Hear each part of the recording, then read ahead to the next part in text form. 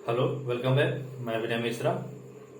आज हम अपने इस नए वीडियो में पढ़ेंगे एक नए यूज के बारे में जिसका नाम है देयर। देयर का प्रयोग कहाँ कहाँ किया जाता है, कब किया जाता है, ये हम इस वीडियो में जानेंगे। ठीक है, तो चलिए हम देयर के बारे में जानते हैं कि देयर का प्रयोग कहाँ कहाँ किया जाता है। ठीक है, तो देयर का प्रयोग कहाँ किया जाता है ये जानना सबसे जरूरी बात है। सबसे पहले तो चलिए जानते हैं कि देर का प्रयोग कहाँ करते हैं। जब भी किसी भी स्थान पर किसी वस्तु का होना या न होने का बोध हो, वस्तु मतलब कोई नाउन या प्रोनाउन, यदि किसी भी स्थान पर किसी भी नाउन या प्रोनाउन के होने या न होने मतलब है या नहीं है उसका बोध होता है, तो वहां पर कर्ता के स्थान पर देयर का प्रयोग किया जाता है जब निश्चित कर्ता नहीं होता है। निश्चित कर्ता नहीं होता है इसका मतलब क्या है कि हमें तो पता ही नहीं होगा कि वहां कौन सा कर्ता है। जैसे बता दिया जाए कि सड़क पर दो लोग हैं, सड़क पर दो लोग हैं। अब तो हमें यह नहीं पता कि कौन कौन से लोग हैं ना, लेकिन हमें तो बस यही कहना है कि सड़क पे दो लोग हैं। तो अब कर्ता हमें नहीं पता है तो हम कर्ता किसको मानेंगे।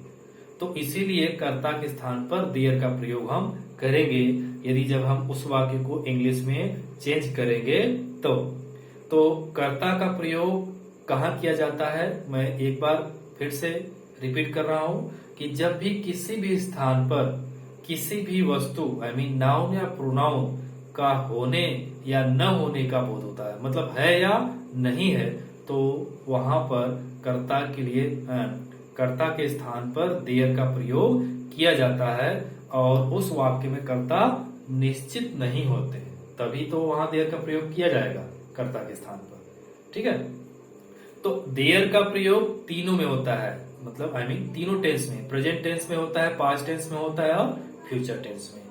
ठीक है, तो चलिए एक एक करके पढ़ते हैं। सबसे पहले हम प्रेजेंट टेंस के बारे में पढ़ेंगे कि प्रेजेंट टेंस का जब वाक्य है और वहां पर बताया जा रहा है कुछ है या नहीं किसी भी स्थान पर, तो कर्ता के स्थान पर देयर का प्रयोग करके हम किस तरह से सेंटेंस बनाएंगे ये जानना जरूरी है। तो चलिए सबसे पहले प्रेजेंट टेंस का जानते हैं, अफर्मेटिव सेंटेंस का। अफर्मेटिव सेंटेंस, अफर्मेटिव सेंटेंस को पॉजिटिव सेंटेंस भी बोला जाता है। चाहे अफर्मेटिव बोले चाहे पॉजिटिव, दोनों में से एक बोल सकते हैं, कोई डाउट नहीं। ठीक है, तो अब जब अफर्मेटिव सेंटेंस या पॉजिटिव सेंटेंस है और उसको हमें हिंदी से इंग्लिश में चेंज करना है तो उसका स्ट्रक्चर क्या होता है। सबसे पहले हम देयर लिखेंगे plus helping verb is am are plus other word लिखेंगे, अदर वर्ड लिखेंगे। ठीक है, तो देयर का प्रयोग कर्ता के स्थान पे किया जाता है कब, जब बताया जा रहा है कि वहां कुछ है या नहीं है। फिर helping verb is am are का प्रयोग करेंगे। फिर उसके बाद अन्य वर्ड जो भी कुछ लिखना है वो लिखा जाएगा।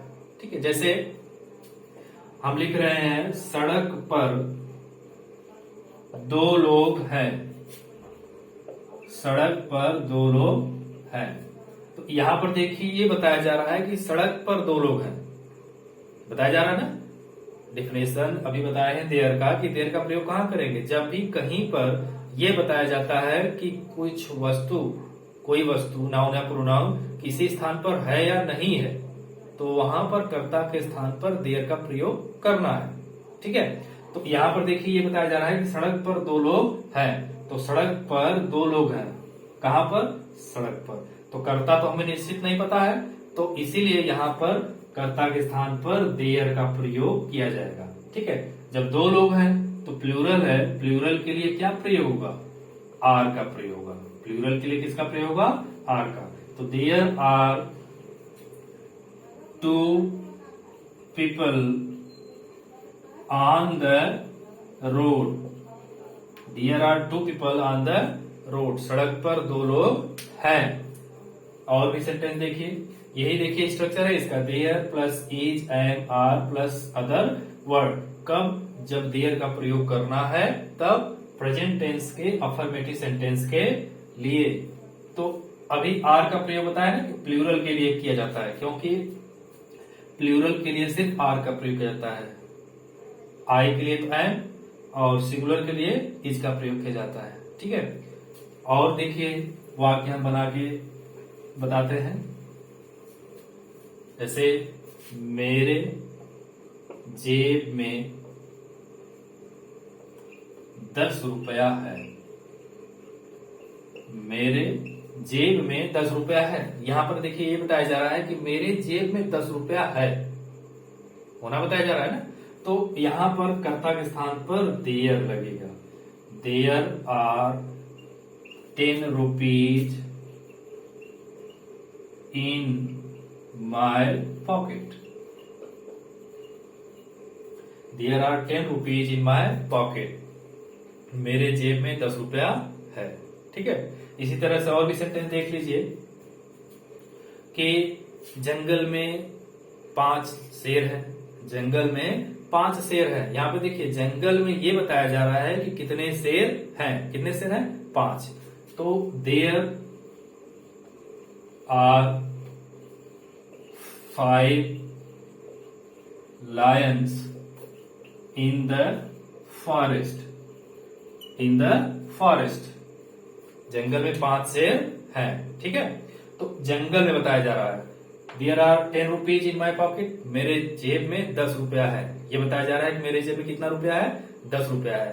तो यहां पर देयर का प्रयोग किस लिए किया गया है कि यह बताया जा रहा है कि कुछ वस्तु, मतलब कोई भी वस्तु किसी स्थान पर है, तो कर्ता जब निश्चित नहीं होता है तो कर्ता के स्थान पर देयर का प्रयोग किया जाता है। ठीक है, तो ये है अफर्मेटिव सेंटेंस। अब चलिए हम बनाते हैं निगेटिव सेंटेंस। निगेटिव सेंटेंस कैसे बनेगा? निगेटिव सेंटेंस का हिंदी क्या होता है? नकारात्मक वाक्य। नकारात्मक वाक्य को जो बनाना होगा तो there plus helping verb is and are के बाद नॉट, फिर उसके बाद में अदर वर्ड लिख देंगे। ठीक है, अब इसमें नॉट का प्रयोग होगा, मतलब हेल्पिंग वर्ब के बाद नॉट का प्रयोग होगा। ठीक है, जैसे सड़क पर 3 गायें नहीं है। सड़क पर 3 गायें नहीं है, तो यहां पर यह बताया जा रहा है कि सड़क पर 3 गायें नहीं है। तो there are not 3 cows on the road। ये होगा ना, there are not 3 cows on the road। सड़क पर 3 गायें नहीं है। ठीक है, मेरे जेब में 10 रुपया नहीं है, तो there are not 10 rupees in my pocket. समझ रहे हैं? There are not 10 rupees in my pocket. मेरे जेब में 10 रुपया नहीं है। ये निगेटिव सेंटेंस है देयर का यूज करने के लिए। ठीक है, तो नॉट का प्रयोग कहां होगा? सिर्फ सहायक क्रिया के बाद में, जो हेल्पिंग वर्ब प्रयोग करेंगे उसके बाद तुरंत हमें क्या लिखना है? नॉट पर। कब? जब ये बताया जाएगा कि किसी स्थान पर कोई वस्तु नहीं है। ठीक है, अब अगला सेंटेंस देखिए कैसे बनता है। वो है इंट्रोगेटिव सेंटेंस। इंट्रोगेटिव सेंटेंस जो है वो 2 प्रकार से बनता है। इंट्रोगेटिव सेंटेंस जो है वो 2 प्रकार से बनता है। पहला क्या कि जब वाक्य के शुरुआत में यदि कोई भी प्रश्नवाचक शब्द आता है तो उसकी अंग्रेजी क्या होती है? नहीं लिखी जाती है। उसकी अंग्रेजी क्या होती है? नहीं लिखी जाती है। क्या? जब कोई भी प्रश्नवाचक शब्द यदि वाक्य के शुरुआत में आ जाता है तो उस प्रश्नवाचक शब्द की अंग्रेजी नहीं लिखी जाती है, उसके स्थान पर सहायक क्रिया लिखा जाता है। अच्छा, प्रश्नवाचक शब्द कौन कौन से? जैसे क्या, कब, कैसे, कहाँ, कितने, किसको, कौन, ये सब अगर आ जाते हैं तो इनको प्रश्नवाचक शब्द इंग्लिश में इंट्रोगेटिव वर्ड बोला जाता है। ठीक है, तो ये अगर वाक्य के शुरुआत में आते हैं तो जब हम उस वाक्य को हिंदी से इंग्लिश में चेंज करते हैं, मतलब हिंदी से अंग्रेजी में बनाते हैं, तो उस प्रश्नवाचक शब्द की अंग्रेजी नहीं लिखी जाती, उसके स्थान पर सहायक क्रिया लिखा जाएगा। तो चलिए यहाँ पे देखते हैं कि सहायक क्रिया एज है, एम है, आर है, फिर इसके बाद देयर लगेगा, फिर इसके बाद अदर वर्ड लिखा जाएगा और अंत में क्वेश्चन मार्क जरूर लगाना है। यदि हम पूरा यहां से लेकर यहां तक सही लिखें और अंत में क्वेश्चन मार्क नहीं लगाते हैं तो पूरा वाक्य क्या होता है, गलत हो जाता है। तो इतना याद रखिएगा कि प्रश्नवाचक वाक्य में हमें क्वेश्चन मार्क जरूर ऐड करना है वाक्य के अंत में, ठीक है।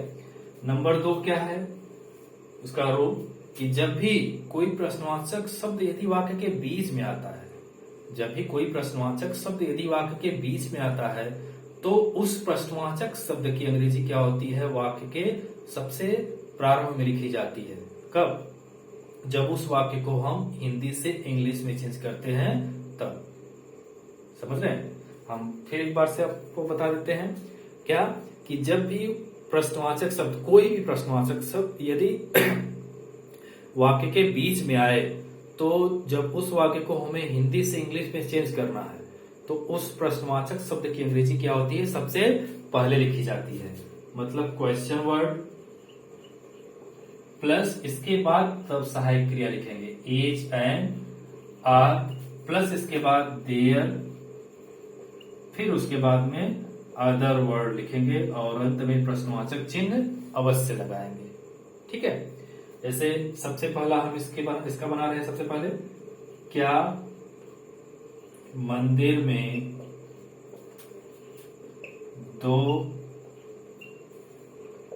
पुजारी हैं, क्वेश्चन मार्क। क्या मंदिर में 2 पुजारी हैं? तो देखिए यहां पर क्या है, वाक्य की शुरुआत में आया है, तो जब वाक्य की शुरुआत में कोई भी प्रश्नवाचक शब्द आएगा तो उसकी अंग्रेजी नहीं लिखी जाती है, उसके स्थान पर क्या लिखा जाएगा, सहायक क्रिया। तो यहाँ पे 2 पुजारी मतलब प्लूरल है, तो यहाँ पर आर लिखा जाएगा, आर देयर 2 पुजारी की अंग्रेजी priest, 2 priest in the temple, question mark. Are there 2 priests in the temple, ठीक है। क्या मंदिर में 2 पुजारी हैं? यदि वाक्य के शुरुआत में प्रश्न शब्द आएगा तो उसकी अंग्रेजी नहीं लिखेंगे, इसके स्थान क्या लिखा जाएगा, सहायक क्रिया, ठीक है। अभी और भी सेंटेंस देख लीजिए।